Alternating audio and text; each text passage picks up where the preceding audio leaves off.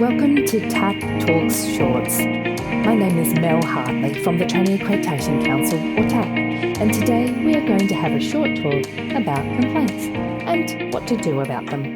Before we do, I wish to acknowledge the traditional custodians of the land we are recording on, the Whadjuk people.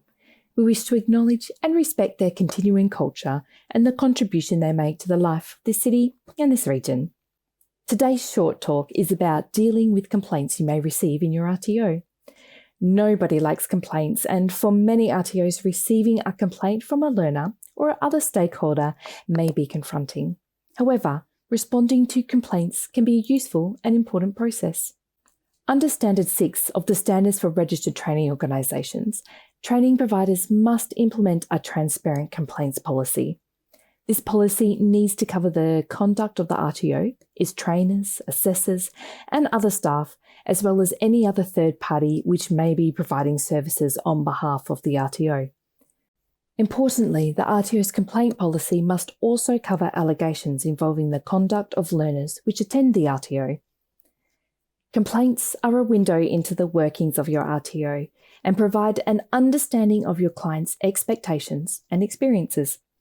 They can contribute to the continuous improvement of the services you provide, to the reputation of your RTO, and also to the reputation of VET.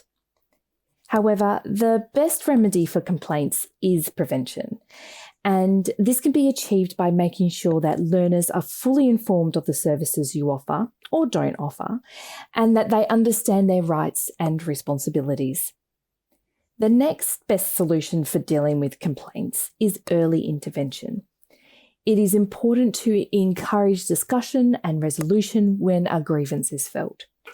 In many cases, the problem can be quickly resolved to the satisfaction of both parties before the formal complaints process needs to be invoked.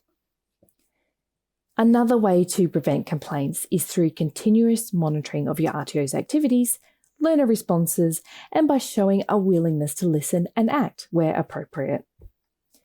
But no RTO is perfect, and complaints may still happen. There is no set complaints or appeals process for an RTO to follow, but RTOs must have a policy that is publicly available that complies with Standard 6 of the Standards for RTOs. This includes ensuring that the complaint policy reflects natural justice principles and is supportive, fair, and responsive, and that it is publicly available and clearly outlines the procedures for making the complaint. If you believe that more than 60 calendar days are required to process and finalise the complaint, you will need to let the complainant know in writing that this is the case and why the additional time is required. You must also make sure that the complainant is given regular updates. Even after going through the formal complaint process, some complaints may persist, and in these circumstances, you may need to advise the complainant to take their complaint to a party independent of the RTO, which could be TAC.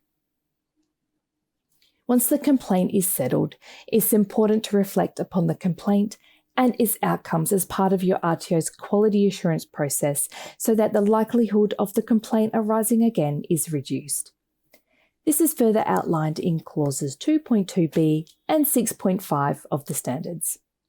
I strongly recommend that you review the standards for RTOs for further information, specifically Standard 6. However, a number of additional resources are available on the TAC website wa.gov.au/TAC, including the fact sheet on complaints and appeals and the user's guide to the standards for RTOs. Thank you for listening to this TAC Talk Shorts on complaints and what to do about them.